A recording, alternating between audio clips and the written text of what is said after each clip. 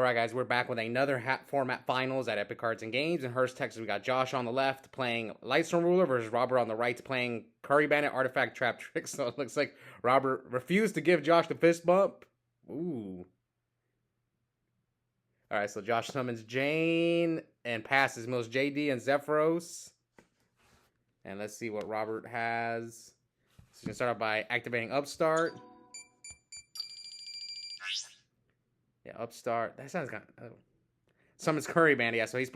Actually, this is the artifact deck that I prefer, the Curry Bandit version. So he activates Curry Bandit's effect. Curry Bandit's effect is during the turn is normal summoned. During the end phase, you contribute it to excavate the top 5 cards of your deck. Out of those 5s, you add 1 spell or trap card to your hand. So I think what did he add? I couldn't tell. All right, now let's see what Josh can do. Robert was actually the 8th seed in this tournament. He was the only X2 that got in, while Josh was either the 7th or 6th seed. He had 1 loss, 1 draw. So you see, sometimes starting off well comes back to bite you. All the 1 through 5, we all lost, including myself. So here Josh is playing like Aaron and Arcus in his Lightsworn decks. Interesting. But the Aaron gets bottomless. Now will Josh hit with the Jane? Let's see. Now, who am I rooting for? Neither one of these guys have won in hat. This is Josh's first time in the finals, but Robert's second. So after that, I'm rooting for Josh. After Robert didn't give him the fist bump. So now I'm rooting for Josh. Let's go, Josh. What else does he have? He has this. I see 1 spell card in his hand, like a bunch of monsters.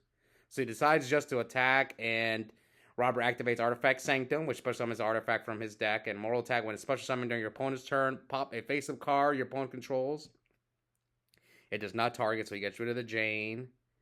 And yeah, so he did not take 18 from the Jane. Okay, so it was Foolish was the spell card that Josh was holding. So yeah, Josh is also main decking Gores, which is a card that I don't normally see in hat format. So he sends Minerva to give him the extra Foolish. Says send Minerva, and then he gets a Foolish and an extra card. Or not Foolish, Mill's the top card of his deck. So he hit Lance.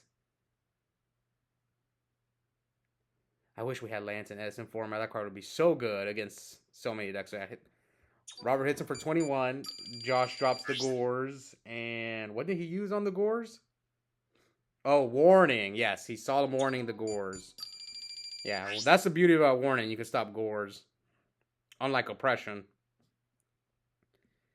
All right, 69 to 6K.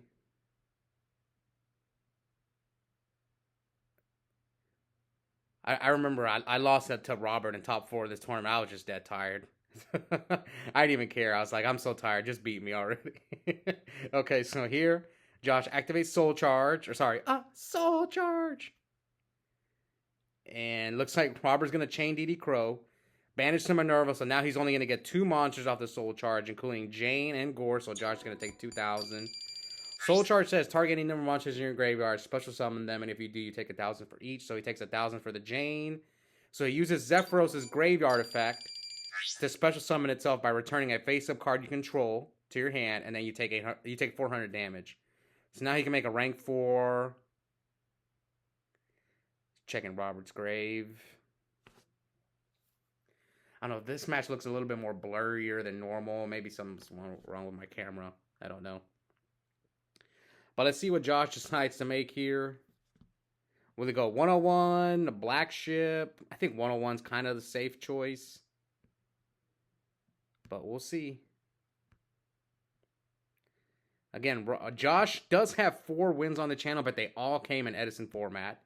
While Robert's never even made the finals in this. And he did make, like I said earlier, he made the finals in hat once. But he got Legacy 2-0'd by Spellbooks in the finals. That video is up if you guys want to go back. I have playlists for all the Edison finals that have ever happened on the channel. And hat finals and Tengu. I think I have a playlist for Tengu as well. Even though we don't have as many Tengu tournaments. So it looks like he attacked him for 21. No, he soul charged, right? Or did Robert pass? I'm guessing Robert passed. These two are playing a little bit slower than normal. That's one thing I'm noticing. So Josh is going to banish 2 dragons, a special summon blaster from his hand. No response from Robert. Attacks for 21. It looks like Robert takes it. I guess he hit him with both. Leaves Robert at 11. And so yeah, it should be 45 to 11. What are his backs? Robert's hand must be pretty bad. So he summons Traptrix Blizzard, as I like to call it. Brings back Murmileo. Yeah, it's just Traptrix Diana. Just when it's normal summon, you special summon Traptrix from your graveyard in face of defense position. So now he can make a rank 4. He can make his own 101, take the blaster if he wants to, and then crash with Josh's 101. That's a play that I see Robert could make. Yep. So he's gonna activate 101's effect, detach both materials to take the blaster and make it an XYZ material. And then you can crash the 101s. Oh, he's going to chain breakthrough skill. I forgot he had a breakthrough skill in the graveyard. So yeah, breakthrough skill, you can banish it from your graveyard during your turn to negate a face-up monster effect. So he negates Josh's 101, so that way it can't use its effect to protect itself from detaching a material. My guess is I have a feeling that Robert's got a Call Haunted back there. So here, Josh summons Card Trooper, mills Needlebug Nest, Lumina, and Solar Recharge. All right, I think he has 1 JD in his hand, so he's going to try to crash the Trooper to draw 1 card. We're at 43 to 11. I think he drew a trap card. 43 to 11. Is he going to pass? Does Robert have like an MST, a Cyclone, something like that? Josh still has Blaster, but does he have dragons in the graveyard? No, yeah, he might have. Does he have enough dragons? Whose turn is it? Did he pass to Robert? Okay, yes, he passed. So, let's see. Robert sets 1. Is he going to attack? You set before you attack? Ooh, I guess he didn't attack. Okay, so Josh is going to flip Needlebug Nest, mills Diabolos, Curry Bandit, Lumina, and Lumina. Oh, all 3 of his Luminas are gone. He just drew Solar Recharge. Oh, okay. I don't think he has 4 names. Yeah, Josh is... Okay, so here, I guess Josh just went end phase, and Robert's going to MST his Beagle Tack. Then Beagle Tack's effect will activate to pop his Moral Tack. Yeah, I had a feeling Robert's hand was bad, and yeah, I think this might be game, but Josh still has that Gorz that he bounced back to his hand with Zephyros. So we go, oh, he's going to shuffle his hand. Okay, yes. Durandal's effect is you detach material, both players shuffle their hand and draw the same number of cards. So now you get rid of Josh's Gorz. Good move by Robert. This might be game. He has no Necro in there. I think Josh's hand was... Like, Robert's hand was kind of bad, but so was Josh's. Josh's needed... it came down to the mills. I mean, it's Lightsworn. Like, I could tell Josh was frustrated because the way he slammed his graveyard. Because he was hoping to hit more Lightsworns. And he hit, like, Diabolos, double Curry Bandit, and 2 Luminas, which he already had 1 Lumina in the graveyard, so... But I mean, like I said, if you play Lightsworn, a lot of the times it just comes down to your mills, whether it's Edison or Hat format. But Robert takes game 1, one win away from getting his first win on the channel.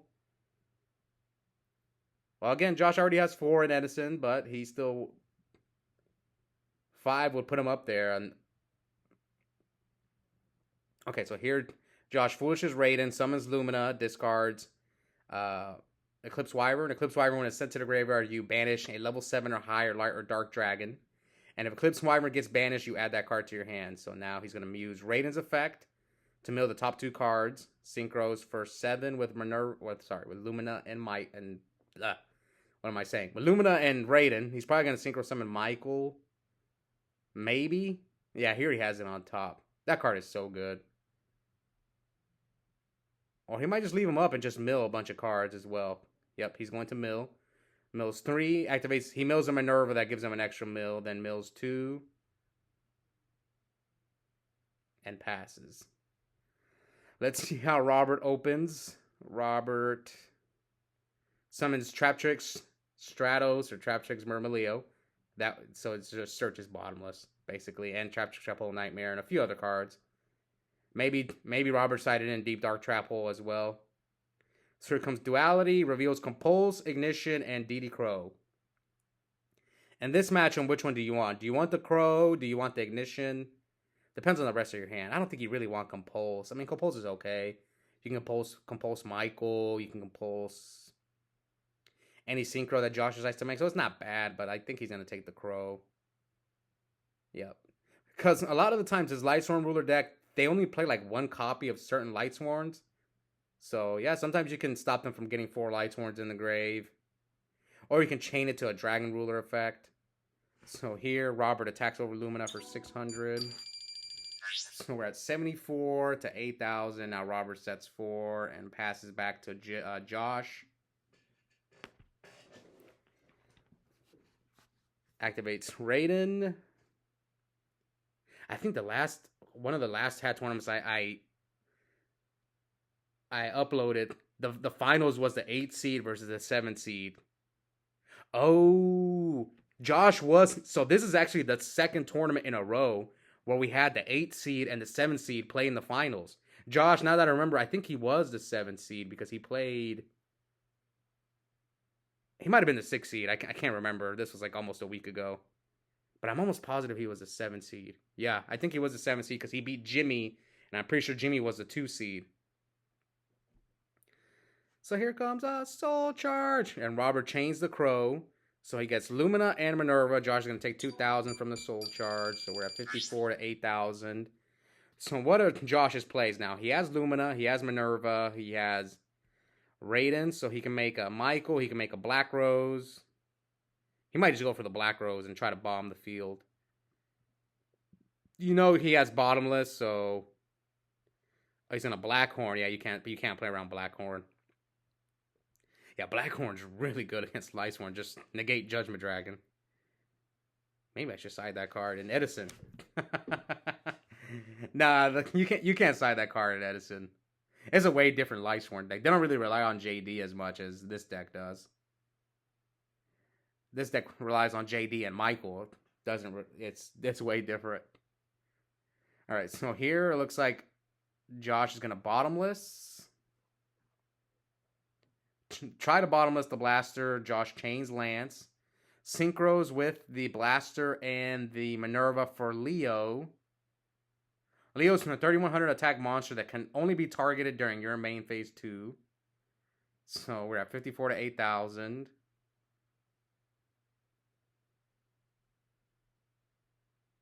So Josh did not attack.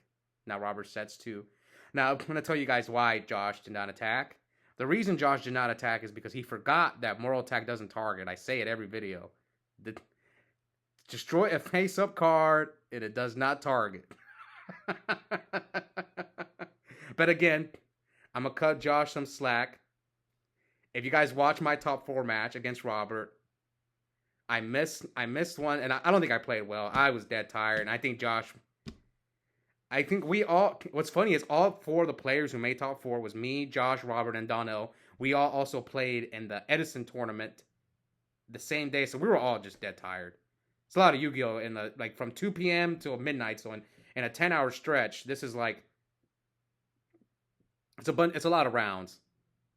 All right, so here, Robert's going to MST his Moral Attack, bring back Moral Attack, pop the Leo, so I think, yeah, Robert should maybe not have had that Murmileo on the field. I'm not sure.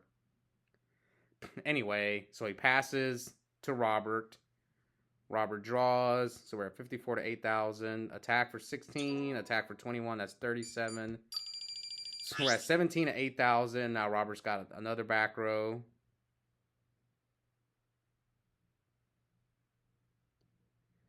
Let's see what Josh does. Robert's got 3 back rows. Moral Attack, Murmileo on the field. I mean, Josh can still win. Maybe Robert's back rows aren't that good. Okay, so he's gonna banish 2 dragons from his hand to special summon Blaster from his graveyard. Summons Jane, so he's gonna try to wipe his field. So runs over Leo for 200. Runs over Moral Attack, so it should be 2 and 7, so 1,000 total. End phase, he's gonna mill 2 for Jane.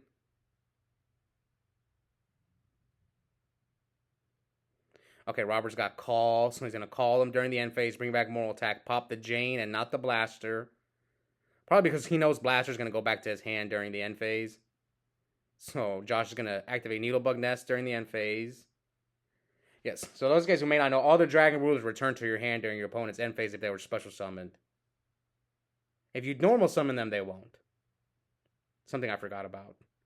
So it looks like Josh is gonna... Oh, I think he had an Eclipse Wyvern, so he banished JD. So yeah, Josh can still definitely win this game. He can still pay for JD, so it's...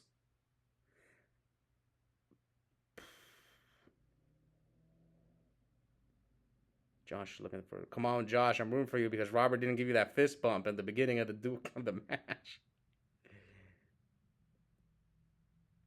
Josh is my guy. But Josh does be getting mad when he's losing, though. He does it to me all the time, too.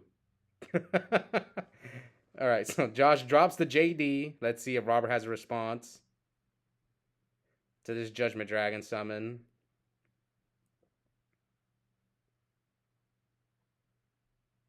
Another Blackhorn. That sucks. But I think he still has Blaster, right?